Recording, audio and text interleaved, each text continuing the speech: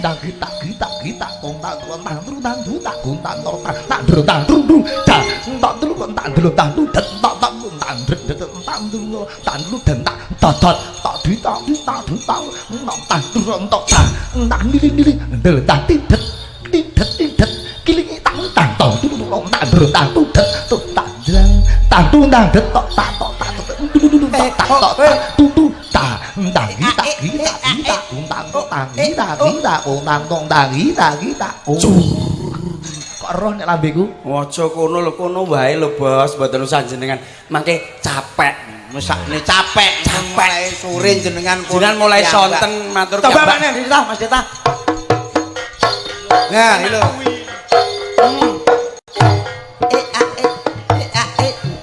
Asik. Hi. Ha. Jadi, oh.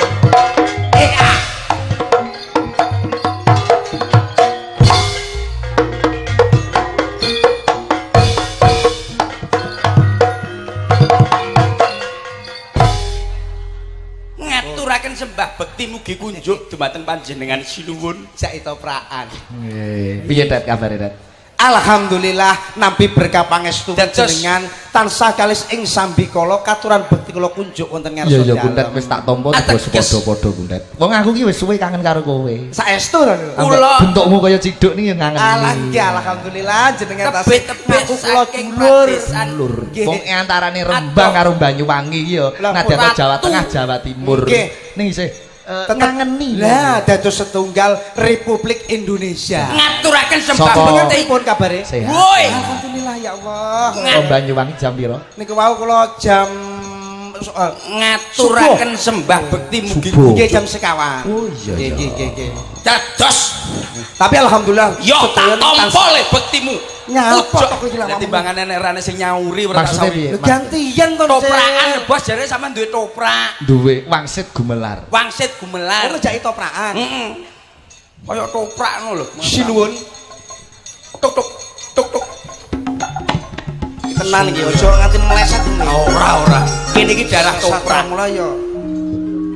Katuran bekti kula kunjuk wonten ngarsa dalem. Ya Patih Kundet wis tak tampa ora liwat pangestu ketampan ngono. Dalem pundi asta kula kekalih kapetak ing Pranajana muturing sanubari dadosaken jimat kula sing penak monggon mulungguh Patih Kundet. Ngestoaken.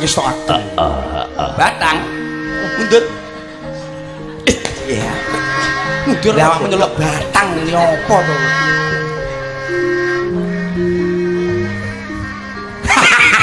Tak bacok kenelmu lho ngomong aku ngomong Prabu SpongeBob ya apa enek ora eneng to Prabu Brawijaya apa piye to Brawijaya Sinuwun Brawijaya ngaturaken sembah bekti mugi kunjuk dumateng panjenengan sinuwun.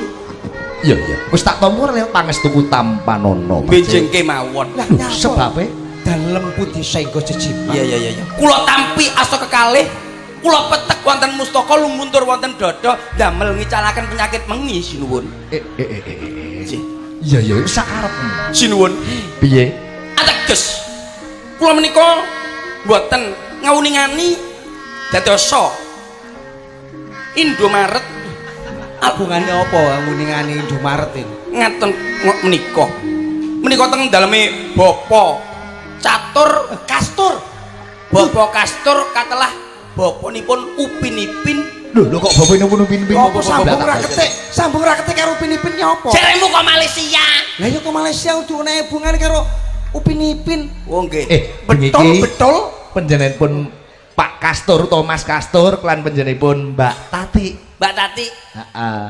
Menika ngadani tasyakuran meresmikan rumah yang selesai Bos, jenengan lak dibangun. matur kalau wingi ngoten wis genah. Lah piye ta? Sakura mungkin masang tarif. Lah piye ta? terus Kejebul tanggoku dhewe.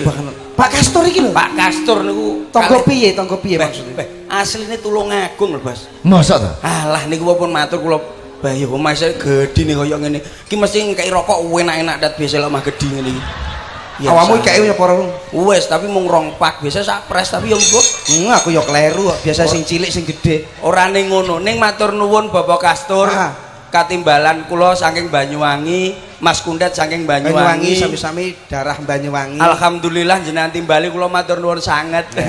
Enek catur ilang siji. Apa? Pak Kastur mugi tambah rezeki. Amin. Ndongakne. Eneng catur digawa pitik, Pak Catur kula nyuwun dhuwit. Duitmu wis tak gawa. Wis tak gawa. Wah, bosok Nyapa? dalangi. Mesti dikeloki ra ketang 500 ki kok aku. Ora mungkin aku ngelangi 500. Lah kok saged 1 juta.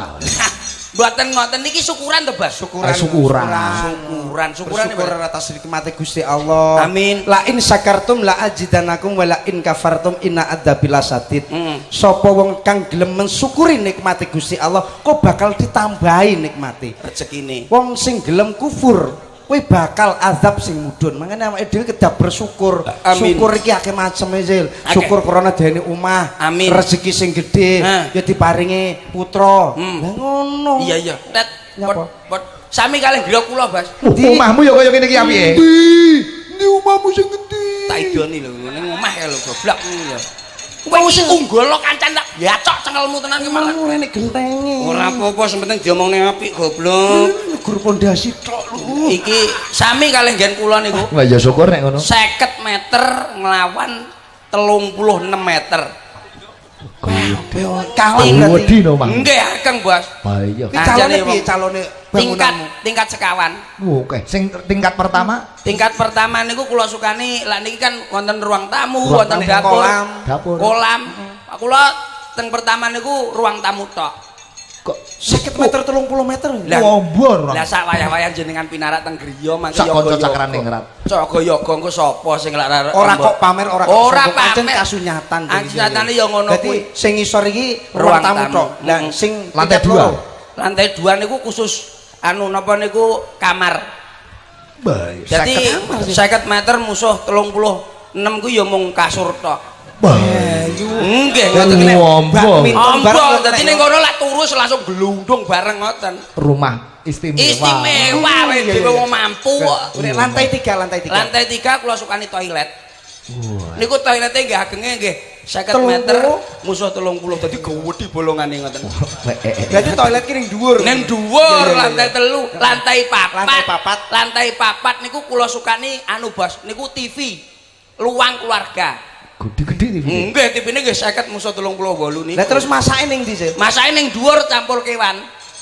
Onekne. Ning dhuwur khusus binatang sapi tunggalane karo dapur tak dadekne siji. Lah teleke lho munggang ngisor kabeh. Ora apa-apa tat itu subur. Lah lek umpamane nek wong mikir ngene iki, kowe cara mbok pikir ngono kuwi tenan apa ora? Ya ora no. Lah iya ngono ora tenan kok dipikirnya apa to?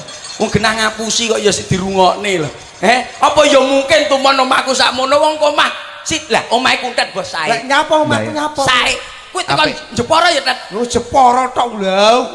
Ukir-ukirane. Mboten dipangan rayap dadi ngomong ukir-ukiran ngono lho. Ora tak genah no. Wong iki nek gelem rukun karo kancane ora budal kok. Blitar kok tulung agung lho dhewe-dhewean. Akhire bingung aku iki. Lah nyapa bingung? Lah untutne mobilmu lho. Awakmu jenenge nek apa to? Ora perkara apa ning dalan ngono lho. Aku kira nek apa-apa Tet, tapi aku wedi lak karo bos iki sok-sok limbukan ki sore. Sore. Mula aku ora banter. Engko akhire ora teko nggon. Lah cerita kobongan iki kobongan sing piye? Kobongan dieng kolmu genah juwana rame ning alun-alun ki mang lho. Lho ono apa? Lah bakul kobong bakul sego goreng kobong bos pajar. Ra mungkin. Mosok Nggih. Kobong piye to? Sesek critakno sesek. Maksudnya piye? Maksudnya bakul sego goreng kobongan goblokmu lho. Kobongan kompore mbulak-mbulak mari ngono segone sampe mateng sampe lah. Ngono iki pancene wong bakulan sego. Ora ning ngono. Wong iki Pak sapa? Pak Syukur iki. Pak Kastur. Kastur. Alah ora teh apal aku agek nanggap pisan ngene iki lho ora teh apal. Lah sering-sering Pak Kastur iku hebat lho, Bos. Hebat apa? Lho syukuran dina syukuran kok ya pas 17 Agustus. ngepasi 17 Agustus hari kemerdekaan Republik Indonesia yang ke-73. Nah, iki Loh, dina tepuk apa tangan. dina tenan, dina sing becik, dina sing apik. Merdeka. Merdeka.